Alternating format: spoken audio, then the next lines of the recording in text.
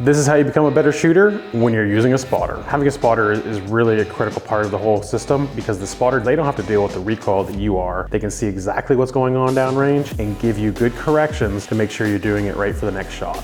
We are MDT. We design, test, and create precision rifle chassis and accessories to help you shoot better.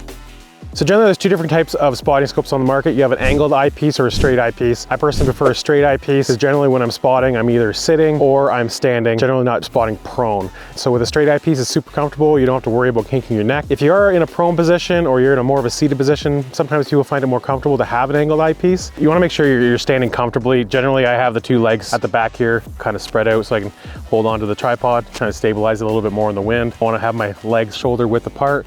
And I'm comfortable here. I could stand here quite a while. If you get in a situation where you gotta get a little bit higher, what you can do is actually just kind of bring your legs in a little bit, and then you'll be able to go and get in here, be a little more comfortable, and try not to kink your neck too much. One of the handier accessories when you're spotting is actually adding a red dot. This allows you to really look through that red dot, identify where your target is downrange with it, then go onto your spotter and be centered right up on that target. If you don't have a spotter yet, you're definitely gonna wanna take in a few considerations, making sure that the scope has a reticle, or you can put a reticle on it. This really helps making corrections downrange, making sure that you're talking the same language as your shooter as well, you know, MOA or mils. So if you have a spotting scope that doesn't have a reticle, use the size of the target, because that's really a good reference point downrange there. You hit a half a target high and a half target left, or you hit 3 targets high and a target left. If you're really trying to hone in that target downrange, you might just want to go and set up beside your shooter with another gun and a reticle in your actual scope. That way you might be able to measure it a little bit better. Okay, so one other thing I like to do, I tend to put my reticle a little bit to the right or left of the actual target. I don't want it interfering with what I'm seeing on the target. When I do see the impact, I can just kind of give my tripod a little bit of a twist, kind of line it up to wherever I want it to be at,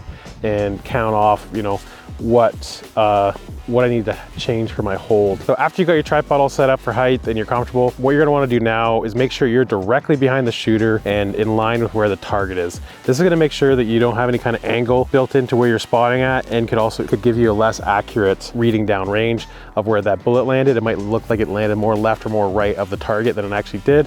It just gives you a better reading on what's actually going on downrange. Okay, so now that I'm nice and lined up with the ret down here on the gun, you can see the numbers on it and the hash marks. Making sure that you understand what those are before you get going is going to make sure you give good corrections to your shooter. Probably one of the most critical parts about shooting with a spotter is that you have really good communication with your shooter. When you are doing the communication, you want to make sure you're clear and concise. Basically what I'll do is I'll say to Rhett here, Rhett, you can load and make ready. Let me know when you're ready. Ready.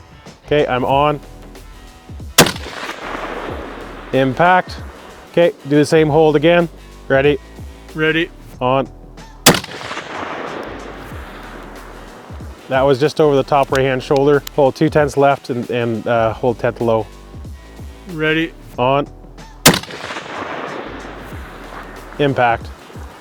Okay, so as you can see, he can do really quick follow-up shots there with clear, concise information back to him, and he can tell me when he's ready, he knows when I'm ready, and making sure that we can see those impacts downrange. So shooting out here on the West Coast, we tend to run into a lot of wind. It gets very shaky, your glass is hard to see, it's very difficult to do anything with it. A couple quick tips to make that easier. First off, most tripods will have a hook here. You can go and add some weight to this, add some extra tension with your backpack down here as some ballast weight. Another great thing is just to actually lower your tripod. Go to a kneeling position. That lower position just makes it easier, makes it more stable. If you aren't holding on to your tripod, it's a good idea just to go and take one leg and kind of notch it out one, just to give you a lot larger footprint. This just makes sure it's less likely to blow over. I've seen lots of binos and spotters blow over when they are up in the upright position. It gets windy enough, it catches it and just blows it right over. So when you are spotting long range, you definitely don't need an actual spotting scope. I actually personally prefer to use binos if I can, especially in a match situation where you need to go and pan big areas. Generally have a little wider field of view. You can set up on hopefully more than the one target sometimes. It's also just easier on your eyes. Having both eyes open all day versus having one eye squinted looking through a spotting scope tends to make a little more stress on your eyes. I got this one set up in a lock system that allows it to not move, making sure that it's perfect every single time.